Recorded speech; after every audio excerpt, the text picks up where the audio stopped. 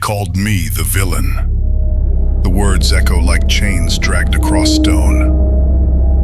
Heavy, cold, branded into my skin by those who feared my fire. Not because I burned them, but because I refused to kneel. They needed a monster. They needed someone to carry the blame, to hold their guilt, to absorb their betrayal. And so they painted me black. They dressed me in shadows and called me wicked. Not because I was cruel, but because I would not play the role of their obedient servant. Friends became accusers. Lovers became witnesses. Family became executioners. And society became the jury, hungry to condemn the one who dared to stand apart. Villain, they whispered. Villain, they shouted. And I remained silent. Because what is the use of begging when the verdict has already been carved into stone? What is the use of defending yourself in a trial where truth has no voice? I chose silence. Not weakness, not surrender. Silence. Silence is not the absence of strength.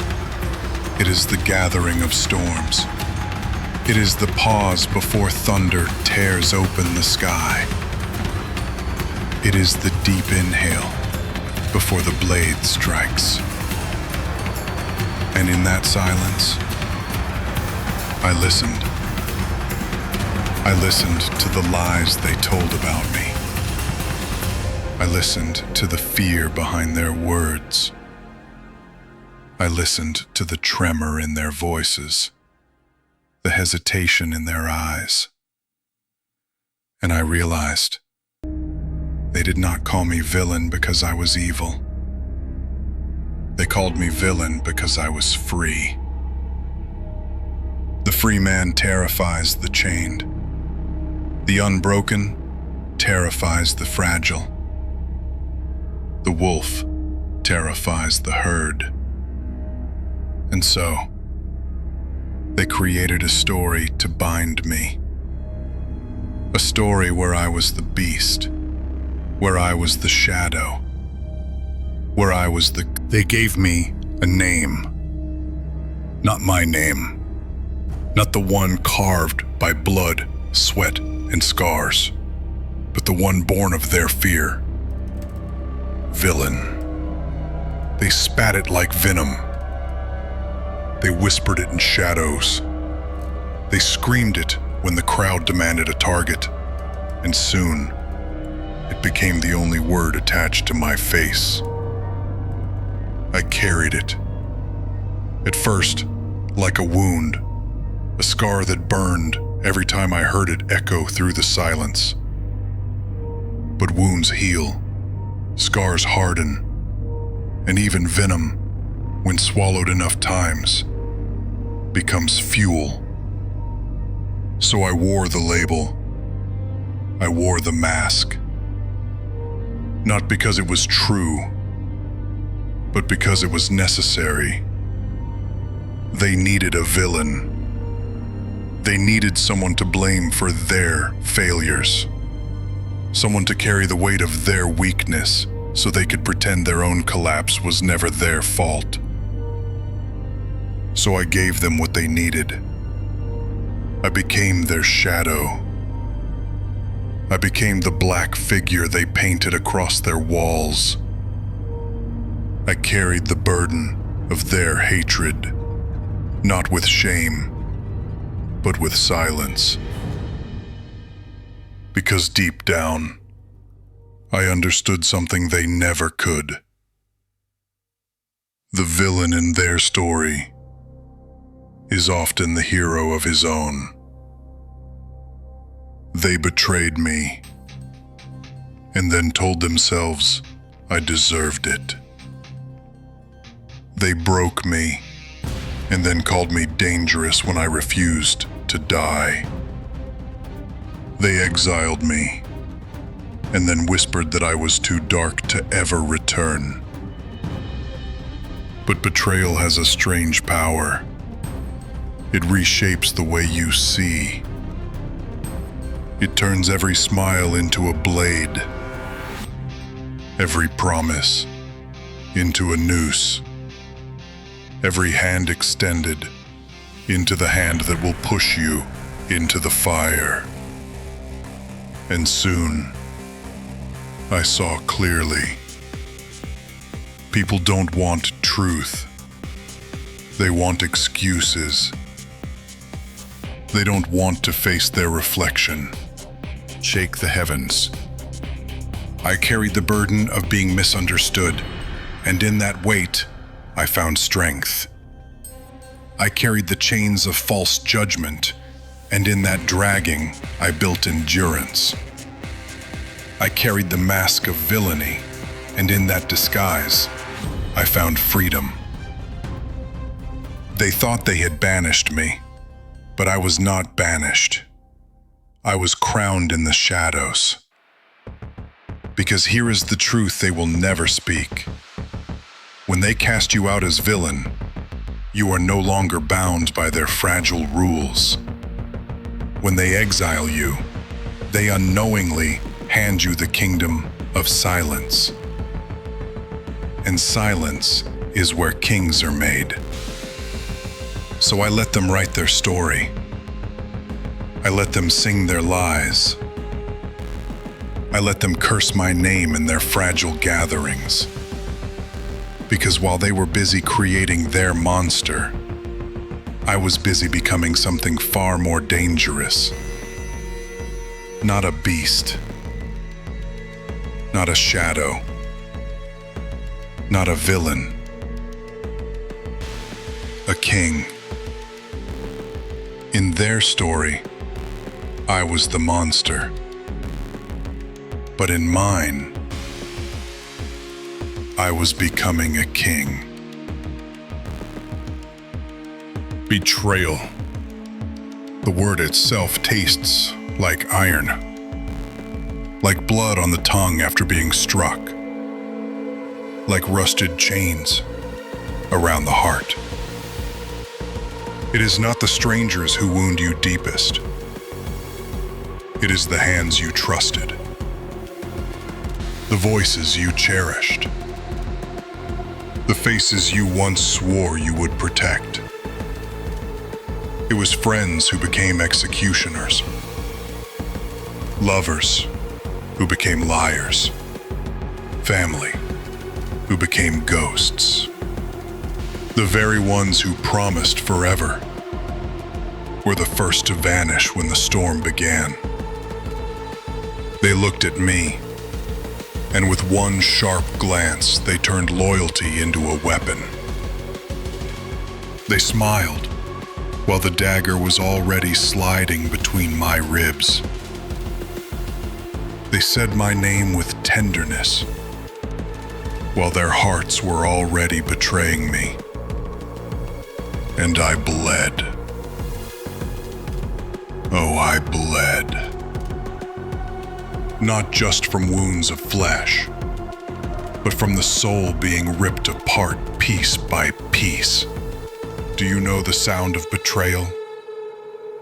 It is not thunder. It is not fire. It is silence. The silence after you scream for help, and no one comes. The silence after you whisper, "Don't leave," and the door still closes. The silence of being abandoned in the fire by those who swore they would stand beside you. That silence is heavier than chains. That silence can crush a man more than any war. And yet, here I stand, scarred, hardened, unbroken. They thought betrayal would kill me, but betrayal is not death. Betrayal is rebirth. Every lie burned me. Every rejection set me ablaze. Every dagger carved my flesh until there was nothing left but fire. And in that fire, I was broken. Yes, broken. But broken chest. Every flame that tried to consume me only made me burn brighter. And now when they see me, they whisper my name differently. Not with pity, not with mockery, but with fear. Because they know what they created. They know the fire they lit in me is not gone out. They know the silence they forced upon me has become my war cry. They know the betrayal that was meant to end me has instead crowned me. I was broken in the fire. But broken things do not stay broken. They become weapons. So let them remember this. The villain they betrayed has no need for forgiveness. The monster they created has no use for mercy. The king they awakened will never bow again. They thought they could silence me. But silence breeds storms. They thought they could bury me. But I am the root that breaks the stone. They thought betrayal would end me. But betrayal only marked the beginning. Silence, the word most men fear. The void most men run from. But not me. I embraced it. I let it wrap around me like a cloak. I let it sink into my bones like steel cooled in water. Because silence is not weakness. Silence is power waiting to strike.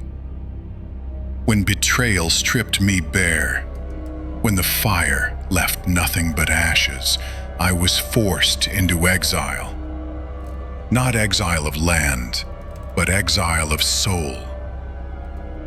No voices left around me, no comfort, no laughter, only silence.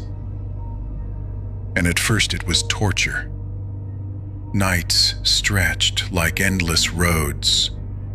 The clock mocked me with its ticking. The walls closed in. And the weight of my own thoughts pressed so heavy, I thought they would crush me. But something happens in the void. Something terrifying. Something sacred. When the world abandons you, you finally meet yourself. When every voice is gone, you finally hear your own. When all distractions are stripped away, you are left with only the mirror of your soul. And the mirror never lies. I saw my scars in that silence. I saw my failures. I saw the boy I once was. Weak, hopeful, naive. And I buried him. Because silence is a graveyard. And in its soil, I buried the man they betrayed. But silence is also a forge. And in its fire, I built the man who would rise. Every day in the void became a ritual. Every weight lifted in the shadows of solitude. Every drop of sweat in the gym while no one watched. Every mile run with no applause. Every scar kissed by darkness. That was my transformation. I chose discipline over begging love. I did not need their validation. I did not need their forgiveness. I needed only myself. And when a man becomes enough for himself, he becomes unstoppable. Silence stripped me of illusions. It burned away weakness. It left me with nothing but discipline, scars, and willpower. And that was all I ever needed. The world thinks kings are born in castles. Number. Kings are born in silence. Kings are born when the fire dies down, and all that remains is the man who refuses to surrender. Kings are born in the void. I was cast into silence, but I did not drown. I did not crumble. I did not die. I became steel. I became storm. I became the silence itself. So now when they see me, they will not hear excuses.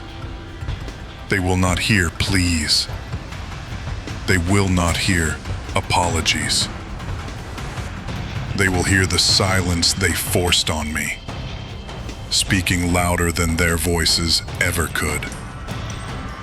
And when I break that silence, when I choose to speak, the world will remember. Because the man who learns to rule silence is the man who learns to rule everything. The void was my grave. The void was my forge.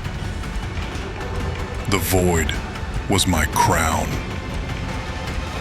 And I emerged, not as the broken one they abandoned, but as the king they created by mistake. There is a moment after the storm. Not peace, not relief. A hush. Like the world is holding its breath. Like the ashes are listening. That was where I stood, between what burned and what began. Between the man they broke and the king they accidentally forged. In the quiet, I understood something I had never dared to consider. Their label was not a curse. It was a key. Being the villain set me free. Free from their rules. Free from their expectations. Free from their fragile, trembling definitions of good. They needed me tame to love me. They needed me small to accept me. They needed me obedient to keep me close. And when I refused, they changed my name. Villain. So I stopped chasing their love. I stopped begging for their understanding. I stopped asking permission to exist. I looked at the chains I once wore with pride. The chain of approval. The chain of being the good one. The chain of apologizing for my fire. And I melted them into ink, into steel, into will. I realized this. If you refuse to be their hero, they will call you a monster. If you refuse to be their mirror, they will call you the dark. If you refuse to bow, they will call you proud. Let them. Because in that refusal, the pen appears. not in their hands, in yours.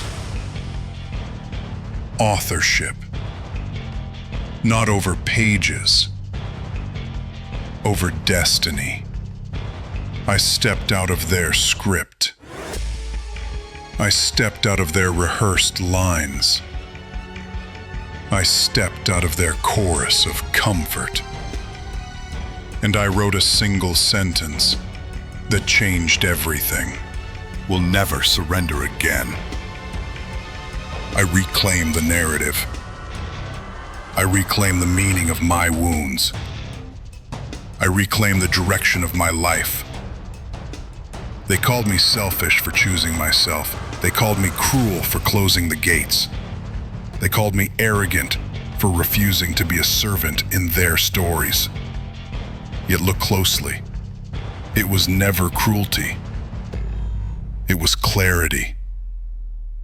Boundaries are not blades. They are borders of a kingdom. And this kingdom is mine. I chose who may enter. I chose which voices may speak. I chose which battles are worthy of my steel. That is authorship. Not a mask, not a performance. Sovereignty. I stopped asking, will they accept me? I started declaring, will this serve the throne? The throne is not a chair. The throne is a posture. Back straight, eyes forward, heart guarded, purpose clear. And with each decision, the past loosened its grip. The betrayals stopped bleeding. The names lost their power. The memories lost their venom. Because I was no longer the character that suffered. I was the author who assigned meaning to the suffering. Pain became tuition. Loss became currency. Loneliness became training. Silence became strategy.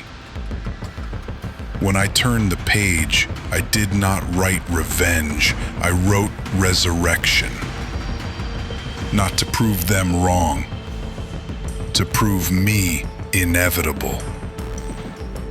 The world expects the accused to defend himself forever. I chose a different path. I refused the courtroom.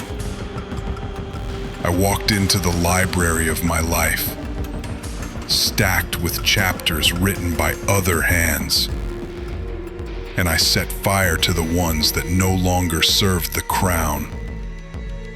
I didn't forget. I recalibrated. I didn't erase. I reclaimed it in the way I spoke only when necessary. They felt it in the way I did not chase what fled.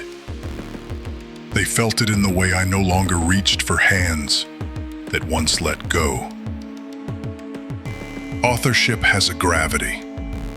It pulls the right battles toward you and lets the wrong ones fall away. I did not become colder. I became clearer. I did not become heartless. I became crowned. Understand me. Transformation is not about becoming someone else. It is about becoming the ruler of who you have always been. The fire did not create me. It revealed me. The betrayal did not define me. It refined me. The silence did not erase me. It enthroned me. And now, when I speak, it is not to convince. It is to command. When I act, it is not to be seen. It is to be sovereign. When I love, it is not to be saved. It is from strength. I am not their lesson. I am not their warning. I am not their favorite tragedy. I am the author. I write with patience. I write with steel. I write with a calm that terrifies cowards. If you have been named monster, listen well. Do not waste your years trying to cleanse your name in the mouths of the fearful. Cleanse your name in the furnace of your discipline. Crown yourself in the courts of your own spirit. Write your law. Enforce it with love and iron. And when they ask who gave you permission, answer with silence. I was the villain in their story. But the ink is mine now. The pages are mine now. The ending is mine now. And this chapter is where I stop surviving and start ruling. Because if I am the villain, then I decide the